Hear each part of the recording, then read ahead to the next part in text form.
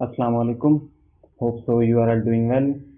In this video, I will explain how much marks in NET you will require to secure admission in your desired field in NUST HTL campus Islamabad. I have collected this data from authentic sources and also from main office. Although this prediction is not 100% accurate because we don't know कि इस साल merit high होगा कि लो होगा, but hope so this will help you a lot in prediction of your marks for the field. और इस video में मैं आप लोगों को बताऊंगा कि किस फील्ड के लिए कितने मार्क्स रिक्वायर्ड हैं और लास्ट ईयर क्लोजिंग एग्रीगेट्स क्या थे। सबसे पहले नास्ट अपना एग्रीगेट कैलकुलेट किस तरह करती है। तो नास्ट आपके मैट्रिक के मार्क्स में से 10% कंसीडर करती है, 15% आपके पार्ट एफएससी पार्ट 1 का लेती है। In case if you are a repeater then both parts will be consider in aggregate calculation. और नास्ट अपने एंट्रेंस टेस्ट एनईटी का 75% लेती है। तो अगर आपके मार्क्स एफएससी या मैट्रिक में कम हैं तो परेशान होने की ज़रूरत नहीं है, आप एनईटी में मेहनत करके अपना एडमिशन सिक्योर कर सकते हैं। और अगर आपके एफएससी पार्ट 1 में और मैट्रिक में 85% हैं तो फॉलोइंग टेबल्स आप लोगों को बताएंगे कि आपको किस फील्ड के लिए कितने मार्क्स रिक्वायर्ड हैं, या अगर इन कलेक्टिवली इन दोनों क्लासेस का जो एग्रीगेट सम है वो 21.25% के इक्वल है, तो ये फॉलोइंग टेबल्स आप लोगों को बताएंगे कि आप लोग कितने मार्क्स लेकर किस फील्ड में जा सकते हैं।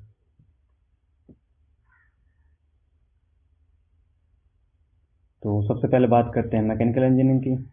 मैकेनिकल इंजीनियरिंग का last year closing aggregate 79 point something था, और इस साल उस अंदाजे के मुताबिक आपको 157 मार्क्स इन एनईटी रिक्वायर्ड होंगे कि आपका एडमिशन मैकेनिकल इंजीनियरिंग में सिक्योर हो जाए।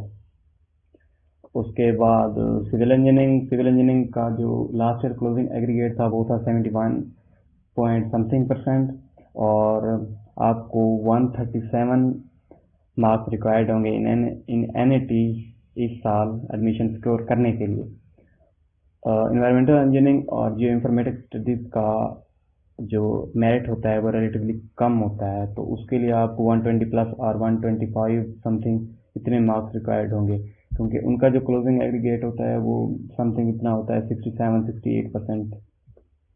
उसके बाद इलेक्ट्रिकल इंजीनियरिंग जो कि नस्ट की बेस्ट इंजीनियरिंग मानी जाती है, तो उसका जो लास्ट ईयर क्लोजिंग एग्रीगेट था वो 72 पॉइंट समथिंग था, और इस साल आपको 138 मार्क्स रिक्वायर्ड होंगे कि अगर आपके एफएससी और मैट्रिक में 85% हैं। इसके बाद आ जाती है सॉफ्टवेयर इंजीनियरिंग का लास्ट ईयर जो मेरिट है वो काफ़ी हाई हुआ था, तो इस साल आपको 143 मार्क्स एनईटी में रिक्वायर्ड होंगे एडमिशन सिक्योर करने के लिए। उसके बाद है कंप्यूटर साइंस का भी पिछले साल मेरिट काफ़ी हाई हो गया था, क्योंकि 2018 में जो इसकी मेरिट क्लोजिंग मेरिट पोजीशन थी वो थी 1653, और अब इसकी बार जिससे ये क्लोज हुआ है वो मेरिट पोजीशन थी 1378 समथिंग इतनी थी।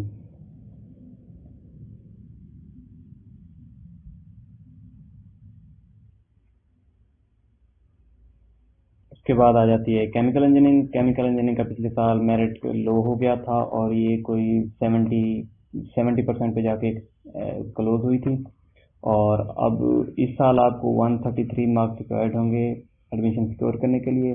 और जो मटेरियल इंजीनियरिंग है उसका मेरिट वैसे ही लो होता है, तो उसके लिए आपको 130 मार्क्स रिक्वायर्ड होंगे, और जो मटेरियल इंजीनियरिंग है उसका क्लोजिंग एग्रीगेट 70% ही था तकरीबन। इसके बाद आ जाते हैं बीएस मैथ्स, बीएस केमिस्ट्री, तो इनके जो मैथ्स हैं वो रिलेटिवली कम ही होते हैं, लो ही होते हैं, तो इनके लिए आपको 125 प्लस मार्क्स रिक्वायर्ड होंगे एडमिशन सिक्योर करने के लिए। उसके बाद आ जाती हैं सोशल और बिजनेस स्टडीज़। तो सोशल स्टडीज़ में इकोनॉमिक्स का merit public administration, math communication और साइकोलॉजी से ज़्यादा होता है। इकोनॉमिक्स जो लास्ट ईयर का जो क्लोजिंग एग्रीगेट था वो था 72% समथिंग, तो इस साल आपको 139 मार्क्स एनईटी में रिक्वायर्ड होंगे इकोनॉमिक्स में एडमिशन स्कोर करने के लिए। उसके बाद आ जाती है पब्लिक एडमिनिस्ट्रेशन जो कि 71 पे क्लोज हुई थी लास्ट ईयर, और इस साल आपको 137 मार्क्स एनईटी में रिक्वायर्ड होंगे। मैथ कम्युनिकेशन जो कि 70 पे क्लोज हुई थी लास्ट ईयर, और इस साल आपको 135 मार्क्स रिक्वायर्ड होंगे। और साइकोलॉजी का इन तीनों फील्ड से मेरिट लो होता है, तो जो कि लास्ट ईयर मेरे ख्याल में मेरिट पोजीशन 900 पे जाके क्लोज हुई थी, और इसका जो क्लोजिंग एग्रीगेट था वो 70% था, समथिंग इतना था। उसके बाद आती हैं आपकी बिजनेस स्टडीज़, बीबीए का मेरिट काफ़ी हाई होता है अकाउंटिंग एंड फिनांस से। तो बीबीए जो है वो लास्ट ईयर 75.6% पे मेरे ख्याल में क्लोज हुआ था, और इस साल आपको 147 मार्क्स रिक्वायर्ड होंगे। उसके बाद आ जाता है अकाउंटिंग एंड फिनांस। तो अकाउंटिंग एंड फिनांस है वो लास्ट ईयर 73 पे चुका था, और इस साल आपको 142 मार्क्स रिक्वायर्ड होंगे एडमिशन सिक्योर करने के लिए। उसके बाद आ जाती हैं बायो और आर्किटेक्चर वगैरह। तो नस में जो बायो का स्कूल है शायद उसमें बीएस के लिए सिर्फ एक ही डिसिप्लिन या एक ही प्रोग्राम ऑफर होता है, और वो है बीएस बायो साइंसेस और अप्लाइड साइंसेस। और बाकी जो प्रोग्राम्स हैं वो एमएस के लिए ऑफर होते हैं, फॉर एग्जांपल बायोटेक है, फर्मेंटेशन, बायोटेक इंजीनियरिंग, एटीसी। तो बायो साइंसेस का जो लास्ट ईयर क्लोजिंग एग्रीगेट था वो था 71%, और इस साल आपको एनईटी में 135 मार्क्स रिक्वायर्ड होंगे, और इसकी जो क्लोजिंग मेरिट पोजीशन थी वो थी 330। उसके बाद आ जाते हैं आपका आर्किटेक्चर और इंडस्ट्रियल डिज़ाइन। तो इनके मेरिट्स काफ़ी रिलेटिवली लो ही होते हैं। तो आर्किटेक्चर लास्ट ईयर 68 पे क्लोज हुआ था, और इंडस्ट्रियल डिज़ाइन भी उसके आसपास ही क्लोज हुआ था। तो इन दोनों के लिए आपको एनईटी में 130 मार्क्स रिक्वायर्ड होंगे।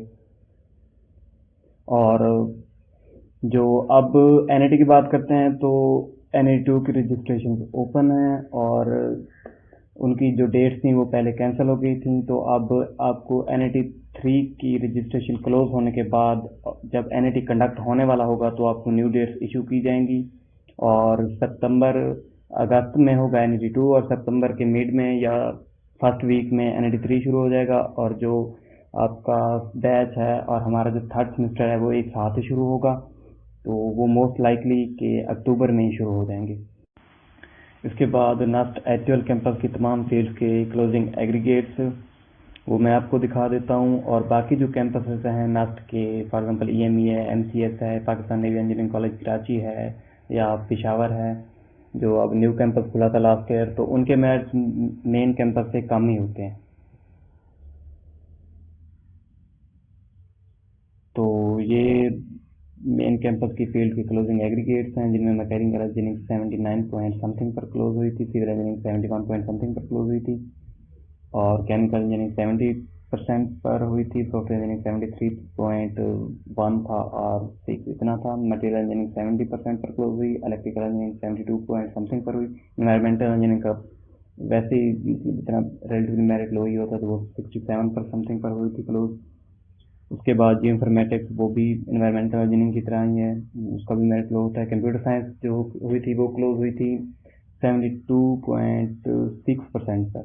मटेरियल इंजीनियरिंग का जो एग्रीगेट होता है वो भी केमिकल इंजीनियरिंग की तरह होता है, तो वो 70% पर क्लोज हुई थी। उसके बाद बिजनेस स्टडीज़ में सबसे ज़्यादा मेरिट BBA का होता है, जो कि लास्ट ईयर 75.6% पे क्लोज हुआ था। Accounting and finance 73 point something पर क्लोज हुआ था।